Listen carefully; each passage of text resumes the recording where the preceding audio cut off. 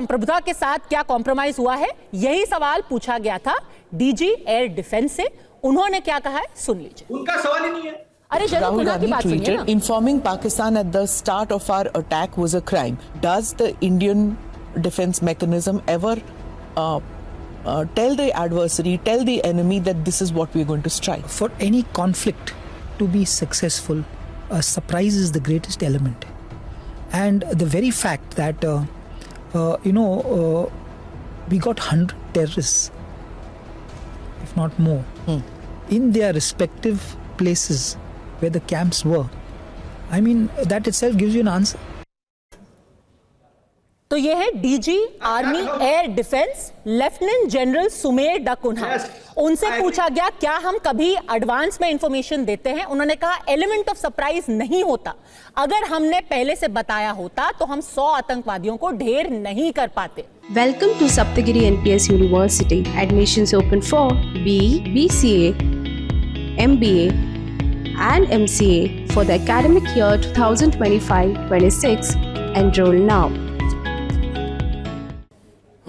अतुल जी, बिल्कुल, मुझे इस देश की सेना पे गर्व है। इस देश की सेना ने जो 3 दिन में किया, और कुछ 3-4 दिन मिल जाते तो आतंकवाद जड़ से उखड़ जाता। एस जयशंकर ने खुद कहा है, at the start of strike we have informed.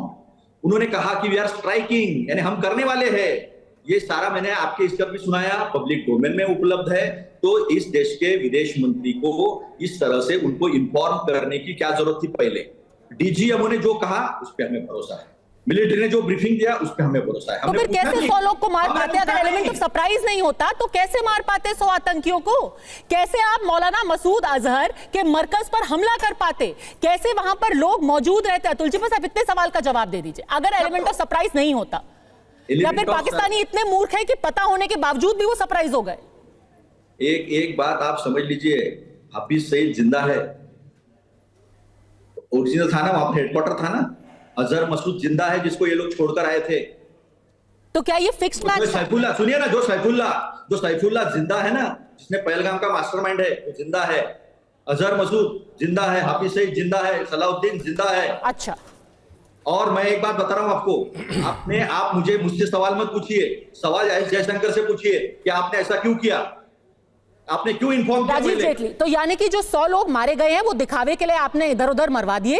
जो मुख्य कैरेक्टर्स थे वो तो अभी भी जिंदा है। मौलाना मसूद अजहर को क्यों भगा दिया? ये आप देश की सेना के साथ आप खिलवाड़ मत करो। देश की सेना ने सर्वोच्च पराक्रम किया है, और 3-4 दिन मिल जाते, धूल में मिट्टी में मिल जाते थे। बताइए राजीव जेटली, ये 100 क्या 500 मरते अगर आप पहले से उनको आगाह नहीं करते। आप एस जयशंकर और इस देश के नरेंद्र मोदी प्रधानमंत्री जो इन्होंने संप्रभुता से कॉम्प्रोमाइज किया, ये ट्रम्प के सामने झुक गए, सिंदूर का सौदा हो गया। जवाब तो देने दीजिए। आपने इतना बड़ा सवाल खड़ा किया है कि देश की संप्रभुता को बेचा गया है, देश की संप्रभुता को एक तरीके से कॉम्प्रोमाइज किया गया। जवाब सुनिए, बताइए राजीव जेटली, सीधा सवाल है, मौलाना मसूद अजहर क्यों नहीं मरा? क्योंकि आपने उसको पहले से ही चिढ़ा दिया। 150 इधर आपने मरवा दिया ऐसे ही। देखिए, एक बात की तो खुशी है कि कांग्रेस के प्रवक्ता ने कहा कि 4 दिन और दे देते तो आतंकवाद का सफाया हो जाता। ये इस बात की खुशी है। वो खुशी क्यों है? क्योंकि आतंकवाद दशकों पहले ही खत्म हो जाता, लेकिन इन्होंने आतंकवाद को किसी धर्म से जोड़ दिया। पहली बार देश का मुसलमान, हिंदू, सिख, ईसाई आतंकवादी पाकिस्तान के साथ एक साथ खड़ा हुआ नजर आया। जो डर इनके अंदर रहता था ना, ये जो डर इनके नहीं, बीच में नहीं, अब बीच में नहीं, आपने बोला ना, मैं आपके बीच में मैं चुप कर गया था उस टाइम पे। मैं आपसे कह रहा हूं, ये जो डर था ना आपके अंदर, ये कांग्रेस नहीं, अब ये नहीं, अब नहीं, अब ऐसा नहीं। और टाइम दे, अतुल जी आपको टाइम दे देता। आप बोलिए, चलिए बोलिए, पहले बोलिए, एक करके अतुल जी प्लीज बोलिए, पहले बोलिए। पता चल गया है, आप बोलिए ना पहले, हमने कहा के बाद मैं बोल दूंगा। तो मुद्दे की बात है ना, जो आप सुनना नहीं चाहते मैं वही बोल रहा हूँ। जो आप सुनना नहीं चाहते मैं वही बोल रहा हूँ, इसीलिए ओवरलैप कर रहे हैं मुझे। तो मेरी बात तो सुन लीजिए एक बार। आपने आपकी तारीफ करी है, आपको प्रेस कर रहा हूं मैं इस बात के लिए, आपने एक्सेप्ट तो किया कम से कम। ठीक है, मैं आपसे एक बात, मैं केवल इतनी बात कह रहा हूं, मैं आ रहा हूं उसी पे भी। मैंने अतुल जी की तारीफ करी, कभी कोई दूसरी पार्टी का प्रवक्ता तारीफ करता है? मैंने कहा है इनको कि इनके प्रेस कर रहा हूं मैं इस बात के लिए कि इन्होंने एडमिट किया इस बात को।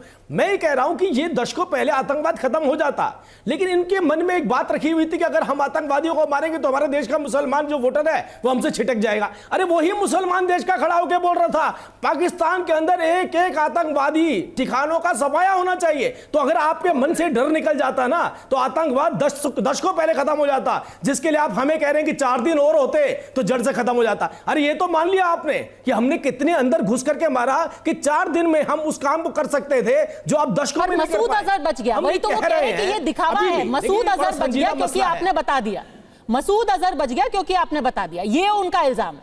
अरे एक में मैंने तो पद्मा जी सबसे पहले ये बात ही बोली थी, कॉलोनियां वहां से जो आतंकवादी अपने देश में भाग रहा है, आगा है वो अपने देश से डर के भाग रहा है। मसूद अजहर अगर भागा तो बाद में रोया कि मेरे परिवार वाले मर गए, मेरे परिवार वाले मर गए। मतलब सोचिए अपने देश में भागे फिर रहे हैं कि भारत की मिसाइल हमारे ऊपर ना आ जाए, उनका अटैक हमारे ऊपर ना हो जाए। और वही इसीलिए तो मैंने शुरुआत कॉलोनियों से करी थी। ये कॉलोनियां देश में थी, अब पाकिस्तान में भी नहीं रहने वाली है। और हमारा ऑपरेशन सिंदूर अभी खत्म नहीं हुआ है, वो खत्म नहीं हुआ है। ये 4 दिन आपको मिलेंगे सुनने के लिए, देखिएगा आप, जड़ से उखाड़ेंगे इस आतंकवाद को हम।